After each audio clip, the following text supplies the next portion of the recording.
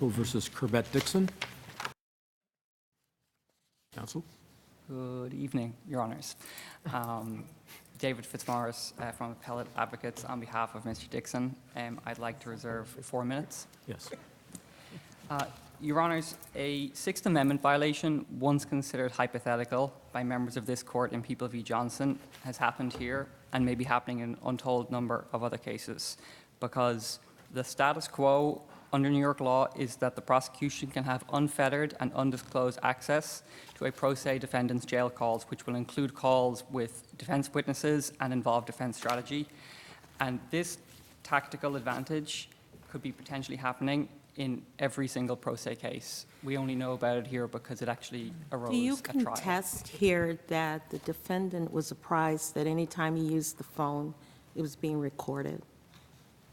No, yes, Your Honor, he was advised So that it was being recorded. he knew he was pro se, correct? Yes, Your Honor.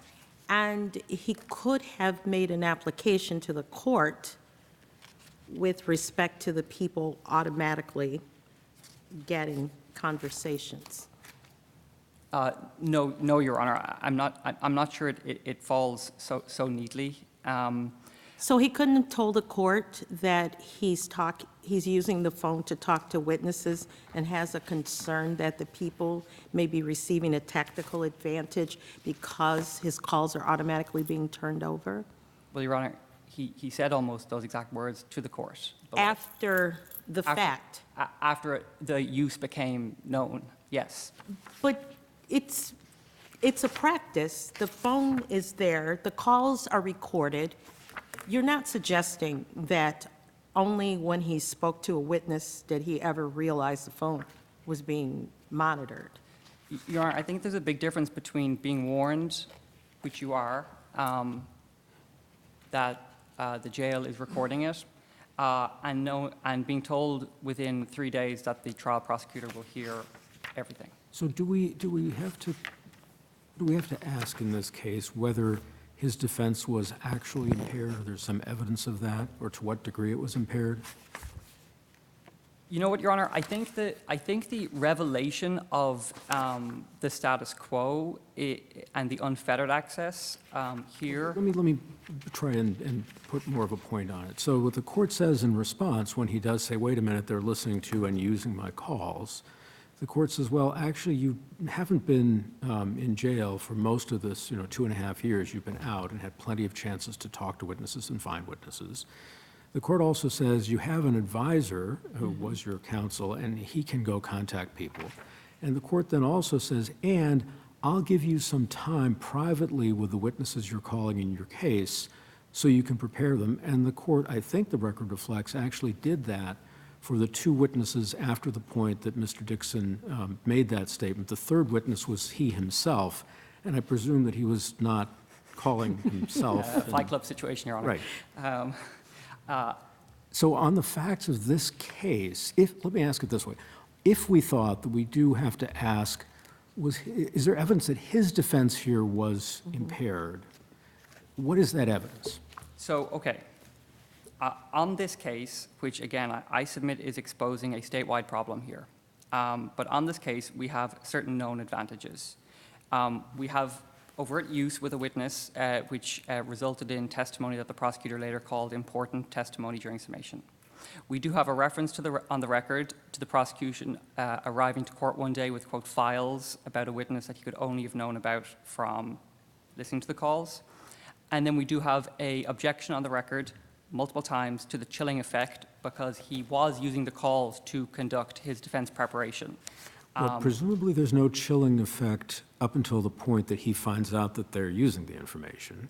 Yeah, yes, Right. Your Honor, but I don't think trial preparation stops at trial. Oh, no, right. I'm just saying that your chilling effect argument would take effect from the point that he learned that this was being used. Yes, Your Honor. The chilling. And then the only yes. witnesses after that point, I think, are 2 character witnesses and Mr. Dixon himself. Yes, Your Honor, but so the chilling effect, yes, that can only be chilled once it's disclosed. But And really, at that point, for those witnesses, he's allowed to talk with them privately before they testify. well, he's afforded small amount of minutes, but I think what it Does the boils... record show how much time that is? No, I think he complains at some stage that he's given a few minutes at the end of trial, which isn't quite the same thing, and the court says, well, you've had years to prepare this case. So these are the known advantages. I submit that there's quite a number of unknown advantages because we're not sure, since it happened for several weeks, how it even affected the prosecution's case. And it's not hard to imagine a situation where a prosecutor who is listening to these calls for weeks, months, years, can learn an untold number of things about a defense case, whether that's identity of defense witnesses, the content of their examination, weaknesses. But that's not what happened here, right? I mean, here, that evidence wasn't even used as direct evidence. That was used for cross-examination purposes, for credibility purposes, correct? Well, yes, but that's just one known use that we have. We don't know what we don't know. That's kind of the problem here, which is why that we can't say how it affected potentially the prosecution's case. So, counsel, going back to the Chief Judge's question, I think you're arguing that there would not be a required showing of prejudice then? So I think that down the line, if we have a situation where courts can make a record of the tactical advantage, then I think we could think about analyzing it under that respect. But right now, at the very beginning of this problem, which was once just considered hypothetical, we can't exclude the tactical advantages that we don't know about. So, And so would the rule you're asking for, would that be that in a case where a defendant goes pro se and is incarcerated, they have to set up an ethical wall, a screening team? I think that is one of a few rules. I think that's what prosecutors have done in other cases. I submit that would go a long way. Would that be enough? I would think yes, but one more stage I would ask for, which would be that, like this court said in Johnson about the gatekeeping role. I think that when the taint team makes a decision, we don't think this gives a tactical advantage, perhaps submit it to the judge as a gatekeeper, and that way we can be sure whether the prosecutor actually gets a tactical advantage, and then we can start analyzing on appeal things like prejudice. What happens in smaller offices? Does resources come into play with the ability to set up these teams, screenings? That's a fair question, Your Honor. I submit that if you've the resources to monitor and access, hours and hours, days of calls, it's incumbent to then find the resources for a screen, maybe internally. I'm not saying that it necessarily has to be a member of the court And would that system. apply to all conversations, or would you envision that a incarcerated pro se defendant would provide a list of individuals who he or she plans to speak with in terms of witness prep? Because I assume, but tell me if you have a different view, that to the extent you're arguing that there are constitutional interests that are being impinged upon, that's only the case, under your view, with respect to witness preparation. Yes, Your Honor. I think this is the problem with the combination of a pro se defendant and a remand. When we considered this issue in Johnson with represented defendants, Yeah. the constitutional issues didn't really arise because there was an assumption that, well, they have their communication with their lawyer, so that's where the Sixth Amendment is protected.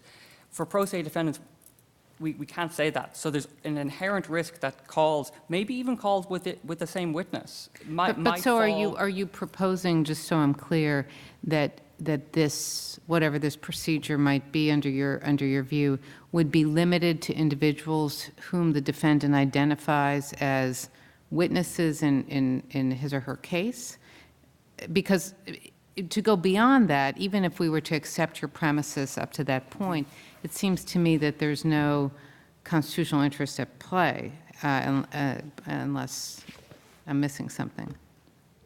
I mean, Your Honor, I think any rule is better than the status quo of unfettered access. But What about the fact that there's an investigator that's given to the defendant, and investigators, even when defendants are out on bail, interview witnesses for them, help prep their defense, and you have standby counsel? Does that matter? I think these could be people that could potentially be put on a list like this, certain known representatives. I don't think that having standby counsel. I don't think standby counsel could conduct your witness preparation. I think that comes too far into the potentially violating the right to pro se itself. But maybe there would be some ones that might clearly flag it. The tricky part about all this is that we don't know. These are evolving situations, and but I would submit that if it could be limited, yes. If we were to agree with your premises, providing some clarity would be helpful to avoid, confusion, litigation, all kinds of other, outcomes. Your Honor, I think it would be a fair. Thing to tell pro se defendants at the FREDA colloquy, if they're remanded, that they could propose certain numbers, and that those numbers may be subject to screening. Well, isn't this defendant really situated differently? Because it's not that he was a pro se defendant incarcerated from the beginning.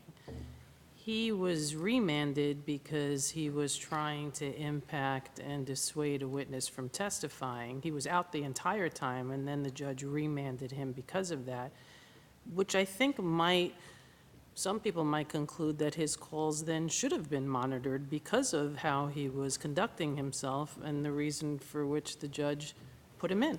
So does he really stand or sit the way other pro se defendants do? Your Honor, my position isn't that his calls couldn't necessarily have been monitored for potential reasons like jail security, or even in certain cases a risk of intimidation of witnesses, but they're not decisions that a trial prosecutor has to make. They're things that can be accommodated by a screened prosecutor.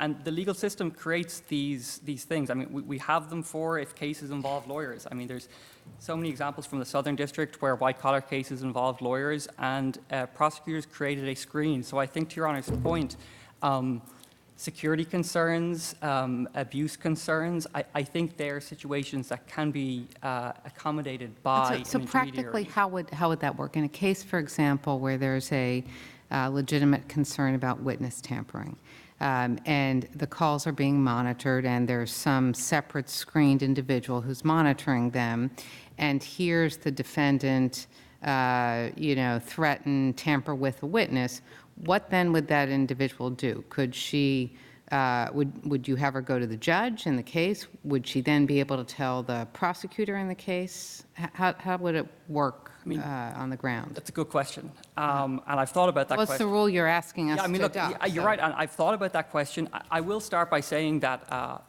the trial as a gatekeeper can address a lot of it, and in extreme cases, I do think that it could rise to the level So you where... would have some other lawyer in the DA's office who has not been involved in the case go into the judge and lay out whatever she heard on a tape. Yes, Your Honor. But how would that work here? Because it wasn't evidence that was put in their direct case, so it came up during cross-examination. So your formulation of this team, they wouldn't know the significance of what they heard until the cross-examination started happening, correct? No, Your Honor, and we don't even have enough of record to really know, and we do it in other contexts. No, but we know that the witness was asked about the password, and she said, I don't know anything about a password, and he said, well, let me refresh your recollection. There's no way that a team would have known before that question and answer happened that call was significant. That's why I think there is a distinction between whether it's put in as direct evidence or whether it's put in for credibility purposes. But counsel, is your position that that material that Judge Singas is saying right now could be used if there was a team in place, or that that's not the type of thing they should be able to use? I'm not here to relitigate Johnson, which I know there was a threshold question once upon a time of whether these calls should be used at all.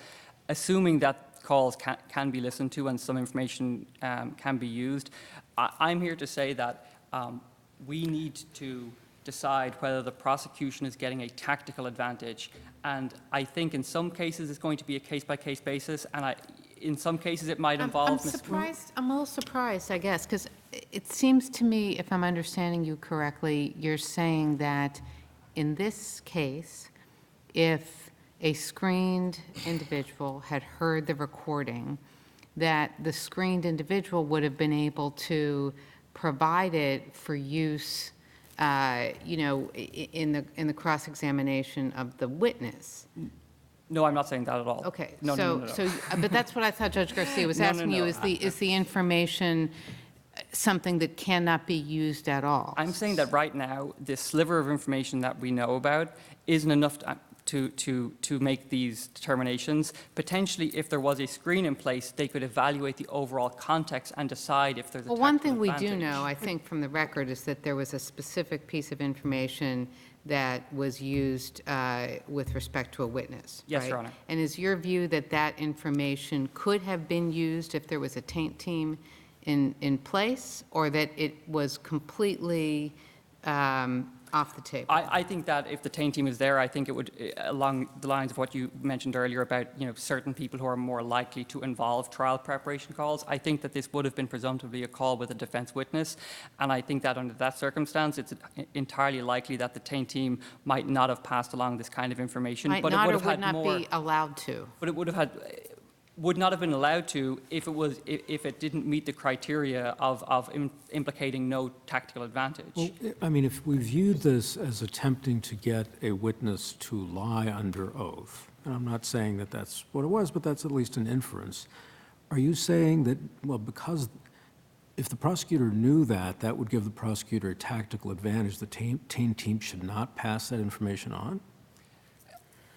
I think that when it comes to realizing or hearing certain misconduct, I think that's a separate inquiry that could implicate whether the pro se status could continue at all, because it is a conditional right and can be forfeited by misconduct. I'm saying that you really have to pick one. You either have to have a lawyer who has the privileges and protections of a lawyer, or a pro se defendant who is Yes, functional in the equivalent. context of preparing witnesses, sometimes a witness has said to me, I think the following happened. And I'll say, are you sure about that? Was it possible that it was something else? And give them a suggestion about what it might have been. I mean, I think lawyers do that all the time. I'm not sure how a taint team decides if that's a tactical advantage or it's an attempt to convince a witness to say something the witness doesn't actually believe. Your Honor, I think if we can't answer that question, then maybe we shouldn't be listening to these calls at all. Like, if it is that difficult, then I think we have to assume that the pro se right has to include a firmer line. I'm trying to come with a what I think is a more workable approach, but if it turns out that approach isn't workable, then I think we have to be very cautious and realize that there is an inherent risk of a pro se defendant. And when we say that they're going to be treated like a lawyer 7 times, we know that we couldn't do this with a lawyer or an One fundamental unremanded. thing, though, is they don't have a code of ethics and they can't be disbarred. No, and they also can't be held ineffective on appeal either.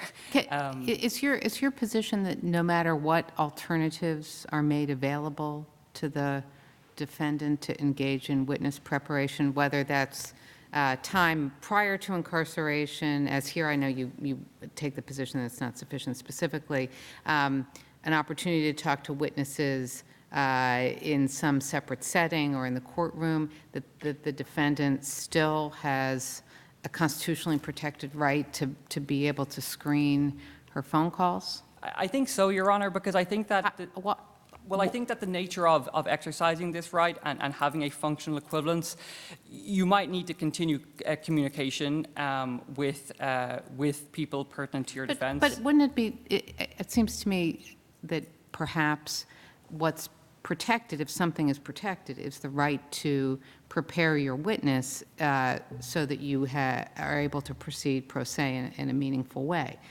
Why do you have a right to do it over a particular medium, a telephone, as opposed to a meeting room or at the courthouse or something like that?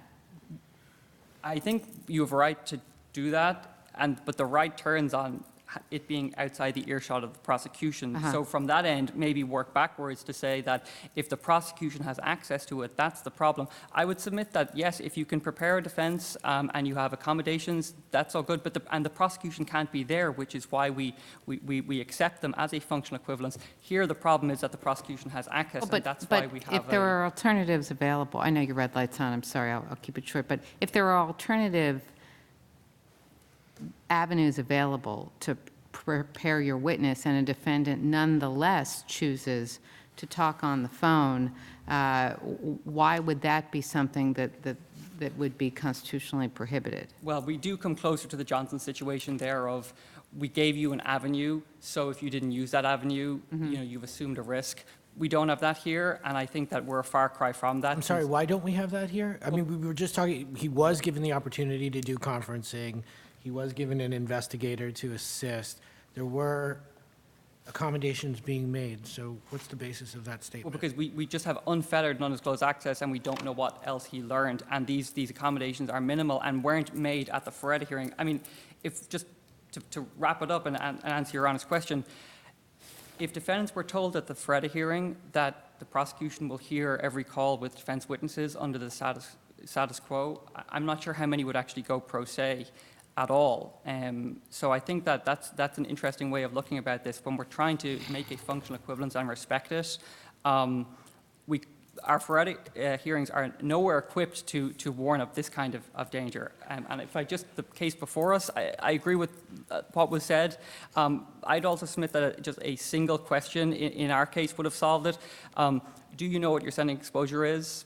If yes, tell me. If no, then I'll explain it. So let me just ask you to briefly tell us if the factual record is stronger than in the case we just heard. Let me know why.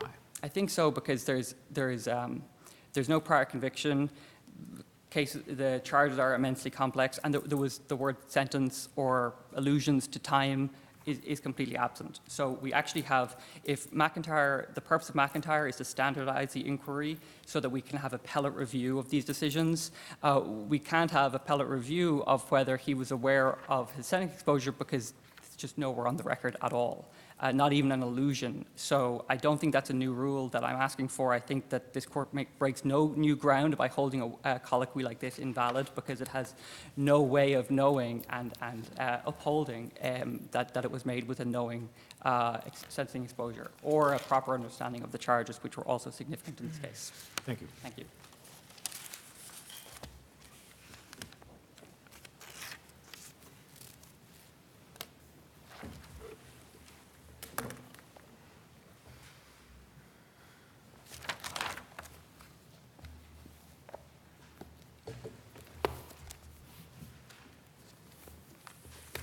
For the Office of District Attorney Melinda Katz, Assistant District Attorney Danielle Fenn, may it please the court. Here, the ADA's monitoring of the Rikers Island phone calls and the very limited use of the calls at trial to refresh a witness's recollection was proper. Counsel, it seems to me that the best argument here is, for the defendant, is it's not so much the use. The use shows what was going on and that they were interested in using this at some point. But it's that I'm preparing for trial and you're listening to me real-time practically real-time, question witnesses. So it's going to chill the questions I ask. I think the Chief Judge was saying how you normally prep a witness might be, well, let's go back over that again and let's go walk through. Maybe I'm not going to ask it that way because the taint team might come in and say, hey, this is, or the prosecutor may come in and play that, or. So everything I'm doing in terms of witnesses I'm talking to over the phone or how I'm talking to them is influenced by the fact that the prosecutor in this case is sitting in with me. To answer that question, I think there's a more general response about how witness calls are monitored, but also in this specific case, to more generally, there are other avenues for a person to prep witnesses. In this case, a lot of that happened. This defendant decided to go pro se in July of 2013, and he wasn't remanded until February of 2014 during the trial, and it was I during his understand, own but as a malfeasance. general rule, and that's a fact that cuts the other way in this particular case. But let's say it wasn't. Let's say this person's in from day one, remanded, and they want to prepare their defense. They're going pro se, they've waived, and now they're thinking, what am I going to do because the government is prepping with me? There are several avenues that a defendant can do in that circumstance to prepare their defense. They can have people come to Rikers Island, and in this case, that's what happened for at least some of the witnesses, because there was testimony that one of the defense witnesses went to Rikers Island. The court can allow courtroom time, which the court also did. Well, so let in me this ask you case. something a little different, but related to Judge Garcia's questions. Suppose there were a requirement that you had to tape all of your witness interviews and turn those over to defendants. Would that impair your ability to prosecute cases? You would be able, there would be recorded like on the telephone, because there's still the Yeah, option. or in person. Anytime that you were interviewing a witness, somebody from your office, whether it's a DA or an investigator, you had to record them and you had to turn them over to the defense. A new category of Brady material. No, isn't that Rosario material? Oh, yeah, that's fine. In terms If you, of but the that's only witness. if you did record it. Yeah, but instead, we're imposing a requirement that you do record it. Well, that would be different, because in this case, I'm sorry? That would that would be be, different, because here, in terms of the Rikers calls, it's just one medium of witness prep that's affected. Let me It's the- ask you this, why are the purpose of the calls being recorded isn't for them to be turned over to the district attorney's office, correct? Yes, they're, in this court's prior They're cases, it they're for discusses- security yes. purposes. Yes, Why are the that's why people Rikers. entitled by default to just get them? Um, And how long has that been going on? In terms of the cases before this court, Johnson and Diaz, it does discuss the rules about corrections. But why are they entitled, why is the DA entitled to have these calls in the first instance? Rikers and the Department of Corrections records it for witness security concerns. I And here understand it the is- security for prosecution purposes. Why are the people entitled to have them? To prosecute the defendant, not for a new crime, but to help them prosecute in the crime that the defendant is being held for, especially when he's pro se. Well, in the terms of, this is a question about the release of these calls that this court has addressed in various cases in Johnson and Diaz. And this court has held that the release of the non-privileged phone calls and the admission of those calls at trial, which didn't even happen here, was consistent, that followed. So there does was you're saying a I'm sorry. pro se defendant has no right to interview his clients in private? No, that's not the case at all. And here, he did have the opportunity to interview his witnesses in private. There was testimony that one of his witnesses, his daughter But the Lauren, went to. people, but the calls that are turned over to the people right away, they're listening to them, correct? Yes. So they're listening to them. They're getting whatever advantage you can get, they get to do that. But the question was asked by one of my colleagues, but it's not reciprocated. The defendant is not getting the same thing automatically turned over to him, is he?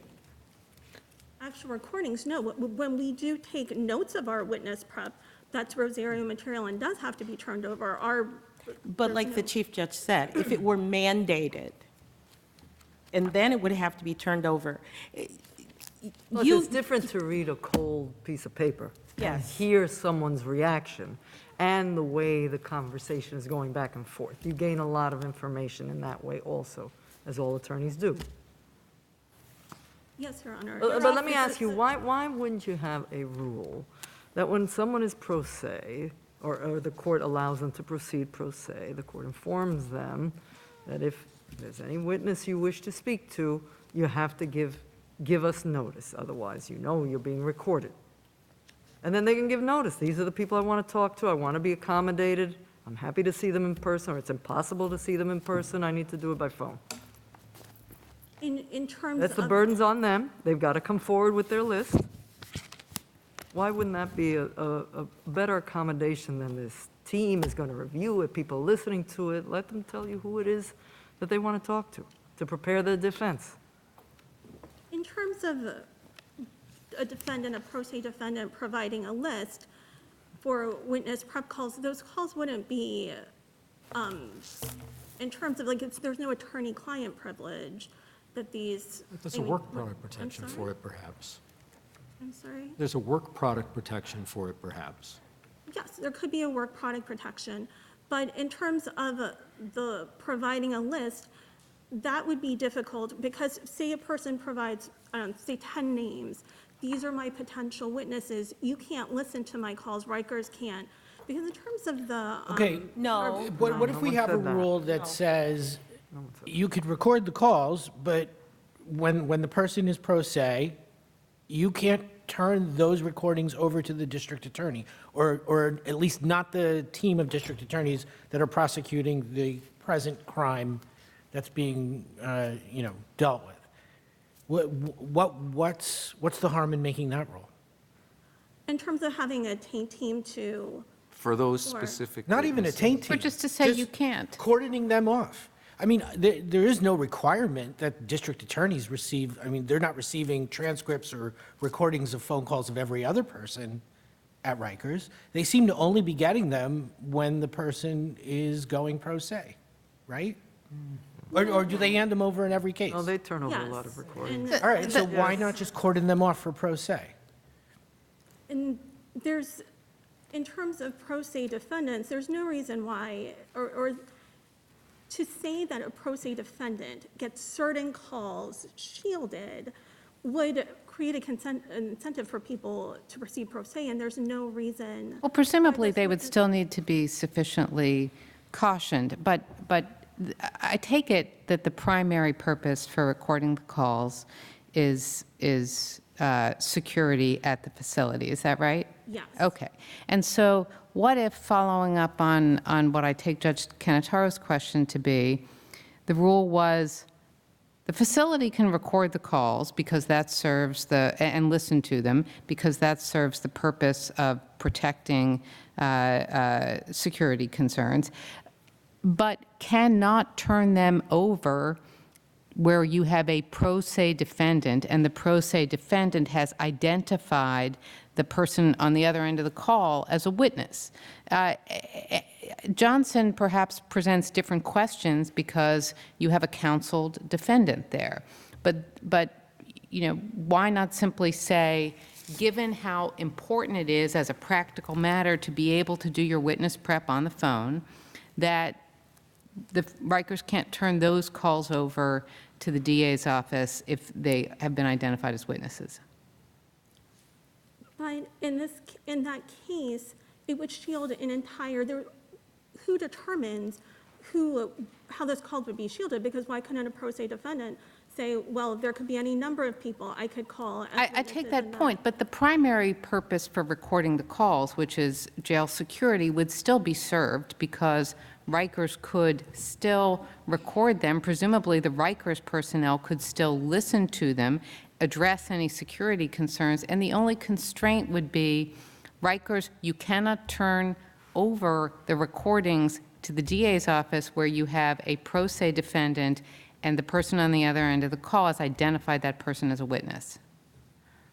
I mean, the only interest there that's not being served, I think, is the DA's interest in hearing the call, but there are, I think, arguably significant interests on the other side that the defendant has in being able to do unmonitored witness prep. I think in terms of this specific case, it was such a limited, in terms of the review of the calls, it was such a limited time period. And then it was just so specifically for, I mean, the calls But even are- if there are some administrability, challenges in particular cases, why not have that as the rule? How would that impinge on the DA's mandate of, protecting the public and prosecuting cases?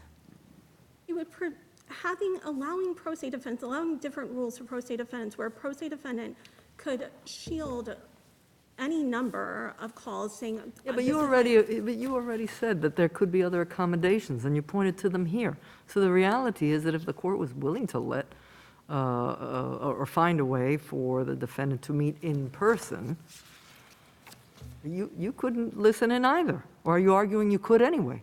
No. there No, would okay, be- so you couldn't anyway. So the question is, when you have someone who, they cannot communicate other than by this phone, what rights, if any, do they have to be able to have a confidential conversation in order to prepare their defense?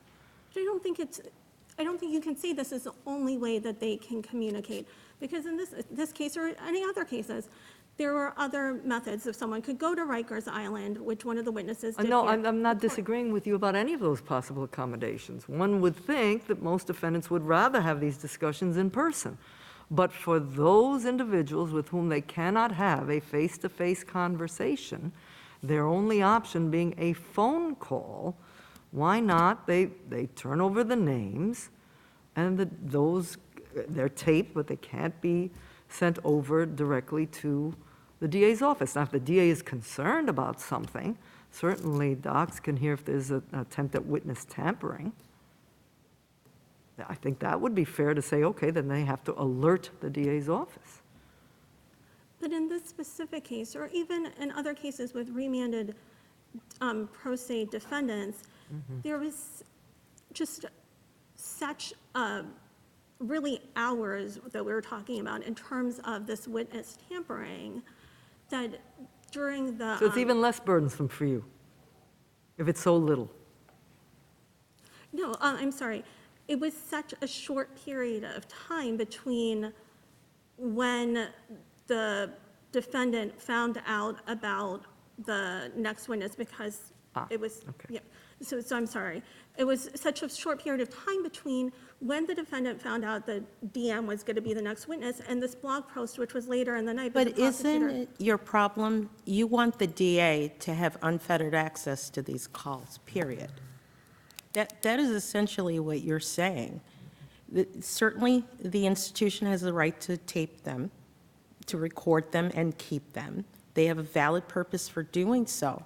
The only question that we're questioning is the practice of sua sponte, turning them over to the district attorney's office in a pro se situation. In other cases where defendants are represented by counsel, this court has allowed that. The fact that That's it's such a pro se- critical distinction, perhaps. Here's what I'm grappling with. If you are representing someone, there is no, I don't think, tell me if I'm wrong, no circumstance under which the people could receive a recording or transcript of witness prep calls, right? And I take your point that there are alternative avenues available for the defendant to engage in witness prep, and there may be a number here in particular because he wasn't remanded until pretty far along in the process. I take that point too. But it just seems to me that as a practical matter, if your option is to get someone to come out to Rikers in order to prepare them as a witness, that's a substantial thing to try to get a potential witness to do as compared with what any counseled defendant can do, which is they can pick up the phone and call them. So it just seems to me that we have to ask whether or not that automatic passover of the recordings, really intrudes on the right to go pro se. In terms of the counseled defendants, the calls that are excluded are between the attorney and the defendant, not between the attorney and a Yes, witness. but So that's- the attorney can speak with any witnesses, and those exchanges are not in any way, I don't think, something that the people can record or get a transcript of. And here, because the defendant is serving as his or her own attorney, that's the difference that I am grappling with. In that, the terms of the claim, which is the preparation of, or to present a defense, to prepare your defense, it doesn't dictate that there has to be one specific way that the defendant must be allowed to present his defense or prepare his defense. And in this case, there were so many different avenues. Defendant had time before he was remanded after his own malfeasance and either causing someone to post it or posting himself, this information about the witness DM. He had his file, he had an 18B investigator, he had his standby attorney, he had the option of witnesses coming to Rikers Island, which he did take advantage of. He had the opportunity for the court to allow him to prep in the courtroom, which he also took advantage of. So the fact that one very specific avenue was being monitored, which is monitored for every defendant. It's something that they are made aware of, and the defendant knew it was going to be recorded and turned over. That does not mean that he did not have the ability to prepare. The defendant objects to this. Is this even preserved? He did not, he objected later. So I wouldn't say it's. The when did he- constitutional Oh, the issues that we're constitutional- grappling with no, right now, he- were those preserved? No, he didn't say it violates my right to present a defense. He said it violated attorney-client privilege. So it's a different issue that he raised before the trial court. Is there, in your view, any merit to defendant's argument that the accommodations that were given may simply have not been sufficient? Because I can certainly understand a claim that the judge might have given you some time to interview a witness in the courtroom after the day was over, but you're not going to get a lot of time to do that. Maybe a few minutes before they clear the courtroom for the day. Or do you think that the accommodations here were more than sufficient to warrant what seems to be your conclusion, which is if you want to do witness prep, fine, you just can't do it on the phone from Rikers? In this case, it seems that the court gave him time. Defendant at one point complained it wasn't enough time, but defendant never said, Judge, I'd like to prep this witness in the courtroom. Can I do it after the testimony of this witness or at different times? That didn't happen at all. He just never made any objection to the court's accommodations. And the court even told him, you have Mr. Rothberg, you have your standby counsel. At one point, the court had an 18B investigator. He said the court, Mr. Rothberg made aware that the defendant's sister was bringing the file. So there were various avenues he could have, and he didn't complain and say, well, Judge, you didn't give me enough time in the courtroom. He didn't want the prosecutor to So this listen is to a preservation problem of sorts, that he just didn't develop the issue sufficiently? No, it's not. It's that he was given these opportunities and that he had one specific thing that he raised about these Rikers Island phone calls does not mean he didn't have the opportunity to prepare or present a defense, which is what his claim is, what his constitutional claim is.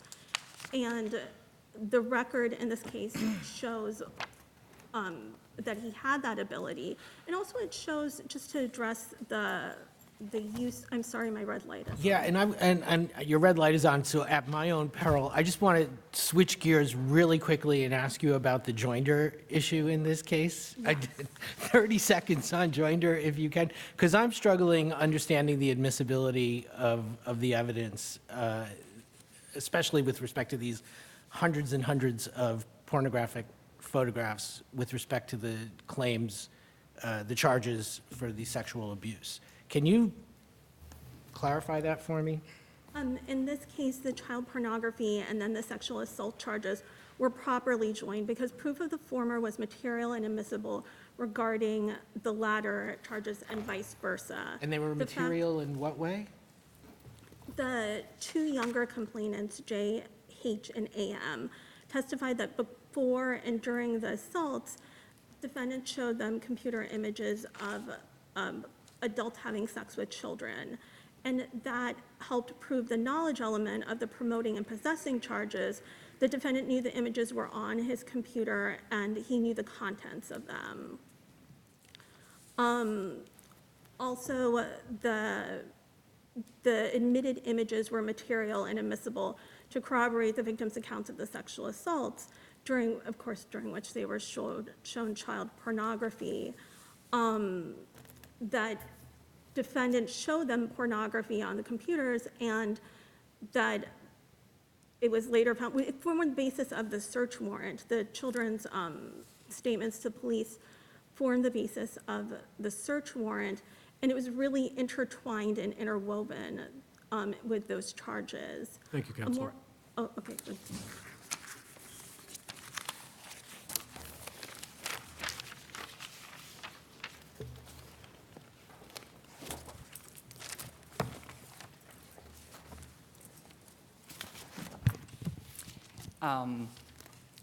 So I think that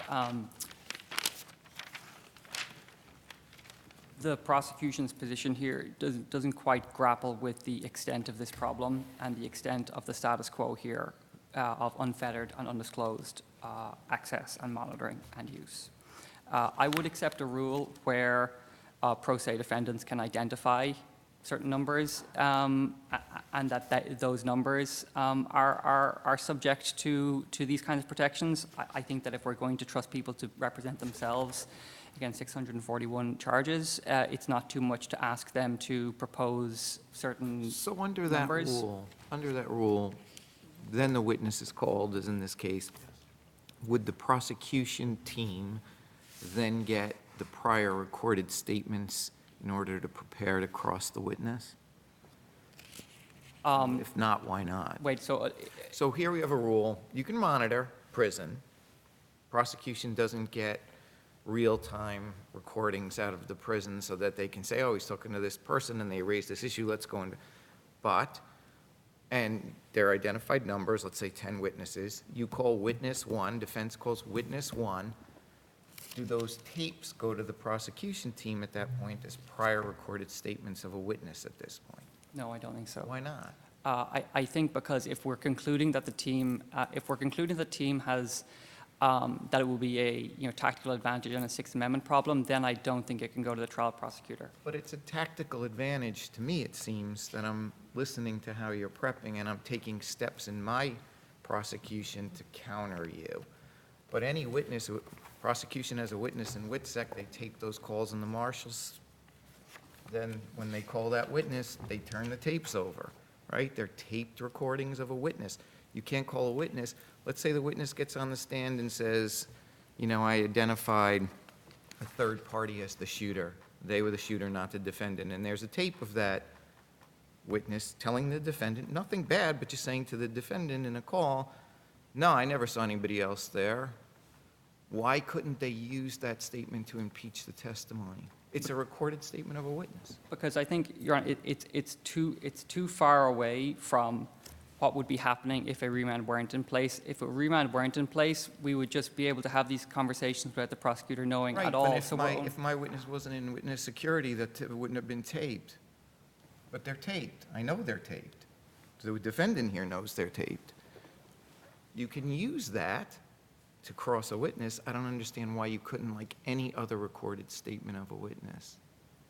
I think if we have a system in place to stop unfettered access and we have a gatekeeper of that system, I think then we can start reviewing production like that and analyzing whether it falls into Your Honor's, whether it falls into the existing set of rules or whether it still violates it. I think those kinds of facts are discussions that we can't have right now because we just don't have a record of any such steps. So if a better process is in place, then we may be able to consider aspects of that process, prejudices of that process.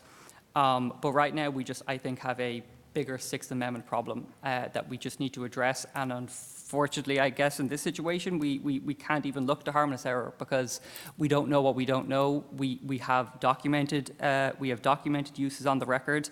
But we have situations where, and there's a lot of talk about other accommodations, on the record, there's a reference to an expert not being able to make it on a weekend. And we know for a fact that he was talking to his witnesses and was complaining that it's very hard to prep my witnesses if he's listening in. I mean, that is you made me pro se, and he's listening in.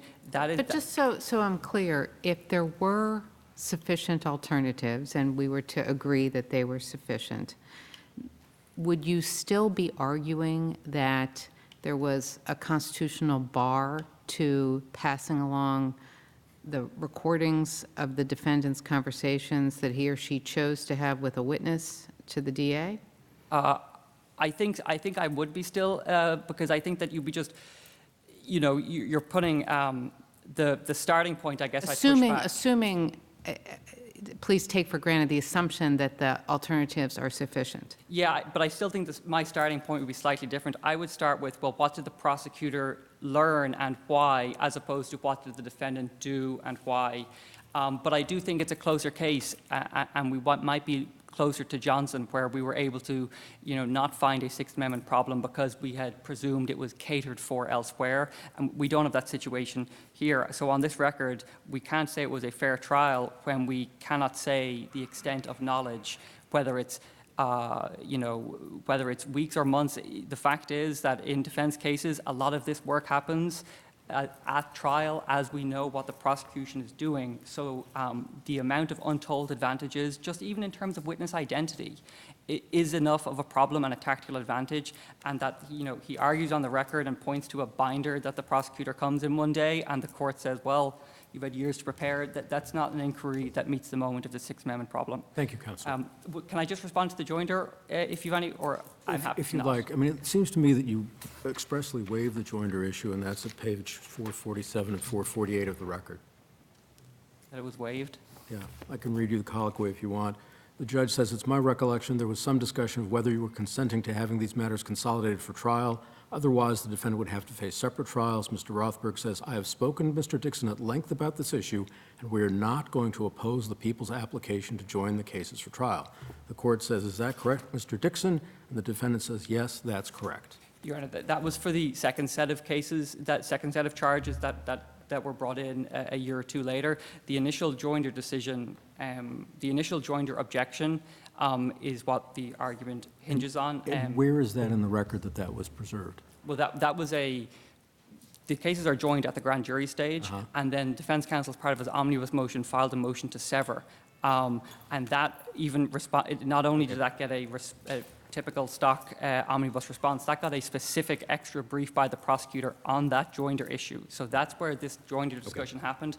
I submit that with that decision already in place, then when several hundred extra charges came, then there was no objection, but the issue that we're reviewing here is that initial joinder decision, and I do think that it is a Molyneux problem, and that the basis for joinder, things like it proves that the accounts of the assault, or proves prior possession, proves knowing future possession. I think these in the Molyneux context have been rejected by this court, and that's for just a single piece of Molyneux evidence that can come in with an instruction. This was used to join hundreds of cases together without any such instruction. So I submit that it was improper, and that the court, that this case should be reversed and separate trials ordered. Thank you. Thank you.